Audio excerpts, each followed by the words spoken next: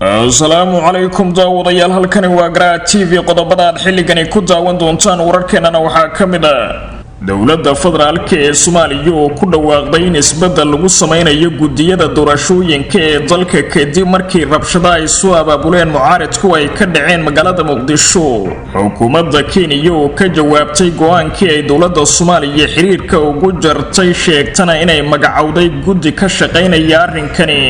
wadahadallo u bilowday madaxweyne ku-xigeenka maamulka Jubbaland Maxamuud Sayid Aadan iyo dowladda Soomaaliya si meesha looga saaro Axmed Madoobe. maxkamadda sare ee maamulka Puntland oo go'aan adag ka gaadhay 8 xildhibaan oo dhawaan ay xasaanada ka qaadeen golaha wakiilada ee maamulkaasi. dowladda Soomaaliya oo amarro ka dhana musharaxiinta mucaaradka ku soo rogtay gegida dayuuradaha ee magaalada Muqdisho ee Aadan Cabdulle Cismaan Aadan Cadde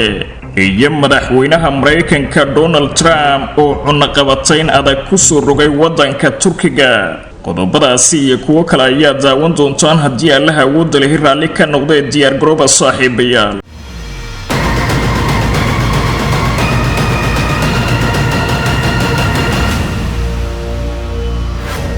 isku soo laabashaha bon mar kale daawadayaal, halkani waa Garaa TV. xasuusna haddii aad joogtid waqtiga salaada suuqda waajibka Alle ku saaran dibna ugu soo laabo daawashada video-gan. aynu ku bilownaa daawadayaal, dowladda federaalka ee Soomaaliya ayaa ogolaatay in dib u eegis lagu sameeyo gudiyada doorashooyinka ee muranka adag uu ka taagan yahay kadib dibadbaxyo la rumaysan yahay inay soo abaabuleen mucaaradku oo ka dhacay magaalada Muqdisho. ra'iisul wasaare ku-xigeenka dalka Mahdi Maxamed Guuleed oo ka qayb galay kulan looga hadlayay qoondada haweenka ee doorashooyinka 2021 ayaa ka hadlay arrimo la xiriira doorashooyinka wadanka iyo cabashooyinka ay qabaan musharaxiinta mucaaradka. Mahdi Maxamed Guuleed ayaa ka sheegay goobta in dowladda Soomaaliya ay xilligani diyaar u tahay in la xalliyo cabasho kasta oo ku aadan arrimaha doorashooyinka, iyadoo arrintaasi looga gol leeyahay in doorashooyinku ay ku dhacaan waqtiga loogu talagalay. ra'iisul wasaare ku-xigeenka dowladda Soomaaliya mudane Mahdi Maxamed Guuleed ayaa geesta kale ugu baaqay dowlad goboleedyadu inay fuliyaan heshiiskii doorashada ee lagu gaaray magaalada Muqdisho, haddii kale ay qaadi doonaan mas-uuliyadda dib u dhac kasta oo yimaada. isagoo ka hadlayay goobta ayuu yidhi Mahdi Maxamed Guuleed, dowladdu waxay diyaar u tahay inay dib u eegis ku samayso gudiyada doorashada ee muranka laga keenay si loo xalliyo tabashada ay qabaan musharaxiinta garabyada mucaaradka ee doonaya inay u tartamaan doorashooyinka soo aadan. dowladda Soomaaliya ayaa muddooyinkii aynu soo dhaafnay waxa ay ka biyadiidanayd isbedel kasta ama dib u eegis lagu sameeyo gudiyada doorashooyinka ee daadahayn doona doorashada dalka ka qabsoomaysa sanada 2021 kadib markii mucaaradku ay dhaliila soo jeediyeen sheegeena in laga soo dhaamiyay xubno ka tirsanaa hay'adda nabad sugidda. hase yeeshee hadalka dowladdu waxa uu xilligani ku soo beegmay iyadoo magaalada Muqdisho ay ka dhaceen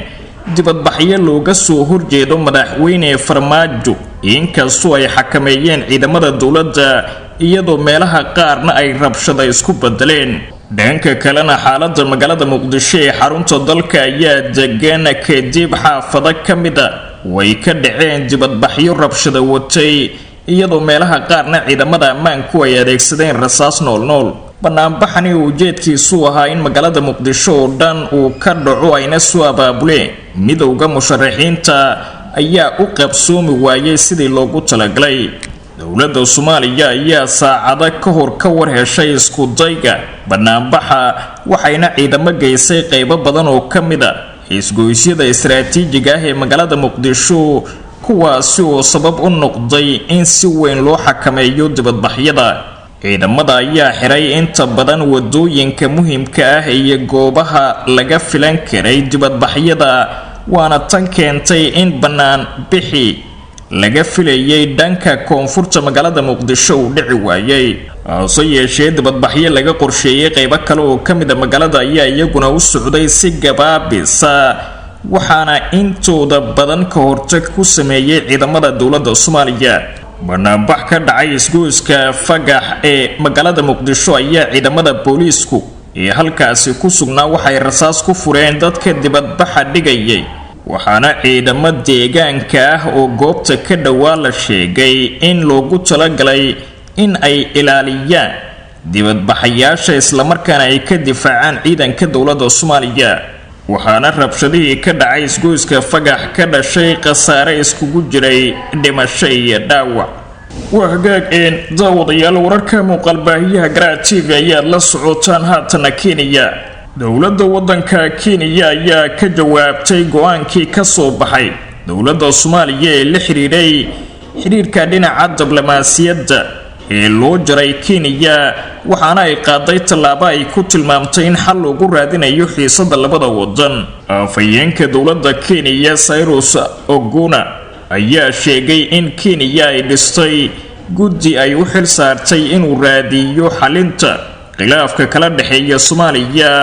ee keenay in xukuumadda Muqdisho ay gabi ahaanba xiriirkii dhinaca diblomaasiyadda u jadar Nairobi afayeenka dowladda Kenya oo arintani kaga hadlay qoraal uu soo saaray waxa sidoo kale uu waraysi siiyay warbaahinta ku hadasha afka dowladda warbaahintu waxay sheegtay afayeenka dowladda Kenya in sidoo kale uu sheegay in labada dal ay xiriir dhow wadaageen sanadihii la soo dhaafay ayna muhiim tahay in la ilaaliyo xiriirkaasi wadahadal ayaa soconaya si xiriirka labada dal ugu soo noqdo mid caadiya ayuu yiri afayeenka madaxtooyada Kenya oo ka hadlayay arintani waxaa jiray guddi loo saaray eegidda arrimaha soo kala dhexgalay labadani wadan ee wadaaga taariikhda badan ayuu yiri afayeenka dowladda Kenya oo ka hadlayay go'aanka ay dowladda Soomaaliya xiriirka ugu jadhay Kenya waxaana hadalka ay Nairobi uga jawaabtay go'aankii dowladda Soomaaliya ka muuqday in beer dulucsi iyo sidoo kale in wali ay doonayso in uu sii socdo xiriirka kala dhaxeeya Soomaaliya war goor dambe oo saqbarkii ka soo baxay dowladda federaalka ee Soomaaliya ayaa lagu amray diblomaasiyiinta Kenya ee jooga Soomaaliya in ay dalka uga baxaan muddo 7 maalmood gudahooda halka kuwa Soomaaliyana lagu amray in ay dalkooda dib ugu soo laabtaan iyadoo Soomaaliya sheegtay inay xiriiradii dhinaca diblomaasiyadda u goysay Kenya wasiirka warfaafinta ee dowladda Soomaaliya Cusmaan Abuukar Dubbe warbaahinta dowladda la hadlay ayaa sheegay in dowladda Soomaaliya ay qaadatay go'aankaasi si ay uga jawaabto xadgudubyo siyaasadeed iyo faragelin qaawan oo Kenya ay ka wado gudaha Soomaaliya dhanka kale wasiirku waxa uu sheegay inaanay jirin cadaawad u dhaxaysa shacabka labada wadan laakiin dowladdu ay wado arrimo u muuqda gacan togaalaysi iyo xadgudub dhowrkii toddobaad ee la soo dhaafay dowladda Soomaaliya waxa ay qaadatay tallaabooyin isxigay oo ka dhana dowladda Kenya kadib markii ay sheegtay in loo maaro waayay faragelinta ay Kenya ka wado gudaha Soomaaliya go'aankani waxa ka horeeyay warqad ay dirtay wasaaradda arrimaha dibadda ee Soomaaliya loona gudbiyay urur goboleedka IGAD oo la filayo in dhawaan uu kulan ka yeesho xaaladda labada wadan hase yeeshee jaritaanka xiriirka diblomaasiyadeed waxa haatan ay u cuskatay dowladda Soomaaliya sida la rumaysan yahay booqasho magaalada Nairobi ku yimid madaxweynaha Somaliland Muuse Biixi Cabdi taasi oo ay u aragto dowladda Soomaaliya mid xadgudub ku ah madax banaanida ummadda Soomaaliyeed maadaama Somaliland wali caalamku uu aqoonsan yahay inay tahay gobol ka mid ah wadanka Soomaaliya dowladda federaalka ee Soomaaliya ayaa wada hadal la bilowday madaxweyne ku-xigeenka maamulka Jubbaland Maxamuud Sayid Aadan si loo dhabar jabiyo Axmed Madoobe oo xilligan khilaaf daran uu kala dhaxeeyo madaxtooyada Soomaaliya mas'uuliyiin ka tirsan dowladda Soomaaliya ayaa xaqiijiyay in filla Soomaaliya iyo madaxweyne ku-xigeenka Jubbaland uu u socdo wada hadal qarsoodiya oo ku aadan sidii meesha looga saari lahaa hogaamiyaha Jubbaland Axmed Madoobe oo ku shaabadaysan in uu la shaqeeyo dowladda Kenya oo xilligan aysan isku fiicneen Soomaaliya Maxamuud Sayid Aadan ayaa lagu qanciyay in dowladda ay qorsheynayso tallaabooyin adag oo ka dhana madaxweynaha maamulka Jubbaland Axmed Madoobe isla markaana loo aqoonsaday inuu la safan yahay Kenya oo cadaawad xun la leh wadanka Soomaaliya isagana waa Maxamuud Sayid Aadan uu awood muuqata ku yeelan doono maamulka cusub ee laga soo dhisayo Jubbaland marka laga taqaluso Axmed Madoobe waxaana la sheegay in arrinkaasi uu ku qancay madaxweyne ku-xigeenka maamulka Jubbaland wadahadalkani qarsoodiga ah ee dowladda Soomaaliya ay xilligan la bilowday mas'uuliyiinta ka tirsan maamulka Axmed Madoobe ee ka dhisan magaalada Kismaayo ayaa daba socda qorshe ay dowladda Soomaaliya ku doonayso in laga taqaluso hogaamiyaha Jubbaland Axmed Madoobe oo ku hor yimid heshiiskii arrimaha doorashooyinka ee dhawaan ay magaalada Muqdisho ku gaareen madaxda dowladda iyo kuwa maamul goboleedyada isla markaana Jubbaland laga soo dhiso maamul cusub oo taabacsan dowladda federaalka ee Soomaaliya ayaa dhawaan ciidamo ka tirsan kuwa kumaandooska ee danan waxay ku daadgureysay magaalada Kismaayo iyadoo halkaasi lagu xoojiyay gaadiid dagaal iyo cutubyo ka tirsan ciidamadaasi waxaana tan iyo markii dowladdu ay halkaasi geysay ciidamada soo baxayay hadalhayn ku aadan ujeedada ay ka leedahay dowladdu ciidankaasi iyo inay doonayso in meesha laga saaro hogaamiyaha Jubbaland Axmed Madoobe madaxtooyada Soomaaliya ayaana fahansan in haddii maamulka Jubbaland ee ka dhisan magaalada Kismaayo uu isku duuban yahay ay adkaan doonto sida looga taqaluso iyadoo door bidaysa in ay kala furfurto isla markaana xubno awood ku leh maamulka Axmed Madoobe ay u soo janjeersadaan dhinaca dowladda haddii ay taasi dhacdo la kala jabiyo maamulka magaalada Kismaayo taasi waxa ay fududayn doontaa in si dhaqsala meesha looga saaro madaxweynaha Jubbaland Axmed Madoobe oo haatanba dowladdu ay u aqoonsan tahay madaxweyne ku meel gaara maadaama uu muran xoogan ka dhashay doorashooyinkii Jubbaland madaxweynaha Jubbaland Axmed Madoobe oo dhawaan sheegay inuusan ka qayb gali doonin hanaanka doorashooyinka haddii aan ciidamada laga soo saarin gobolka Gado ee koonfurta dalka ayaa haatan meeraya dalka dibadiisa waxaana uu ku sugan yahay inta badan magaalada Nairobi ee xarunta wadanka Kenya muddo hal sano ah oo ay qir kala joogeen dowladda Soomaaliya iyo maamulka Jubbaland arinta ayaa u muuqatay mid soo dhawaatay kadib markii Muqdisho ay ku kulmeen mas'uuliyiinta dowladda Soomaaliya iyo madaxweyne Axmed Madoobe isla markaana heshiis laga gaaray hanaanka doorashooyinka dalka ee sanada 2021 hase yeeshee Axmed Madoobe oo la rumaysan yahay inuu ka goos haysto dowladda Kenya ayaa mar kale ku hor yimid hanaankaasi waxaana uu sheegay ama uu ku soo gabagabeeyay hadalkiisa in ciidamada dowladdu ay ka baxaan gobolka Gado waa tahay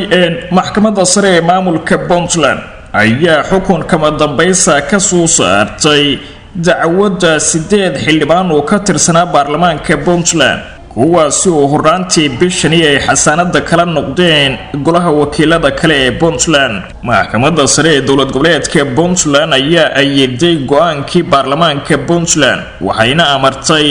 in la diyaariyo xubnihii xildhibaanadaasi bedeli lahaa iyadoo loo marayo hanaankii lagu soo xuli jiray golaha wakiilada ee Puntland waxay maxkamaddu sidoo kale ku xukuntay xildhibaanada xasaanada laga qaaday inay bixiyaan magdhowga hanti dowladeed oo ay burburiyeen intii ay socotay shaqaaqadii dhawaan ka dhacday xarunta baarlamaanka Puntland ee magaalada Garowe xildhibaanadani lagu riday xukunka ayaa horay u sheegay inaysan aqbali doonin go'aan kasta oo ay u arkaan sharci darro iyagoo horay walaac uga muujiyay dhexdhexaadnimada mas'uuliyiinta garsoorka ee maamulka Puntland mudanayaasha baarlamaanka Puntland oo ku kulmay xaruntooda magaalada Garowe ayaa horaantii bishani waxa ay xasaanada ka dhifteen 8 xildhibaan oo lagu eedeeyay qaswadayaal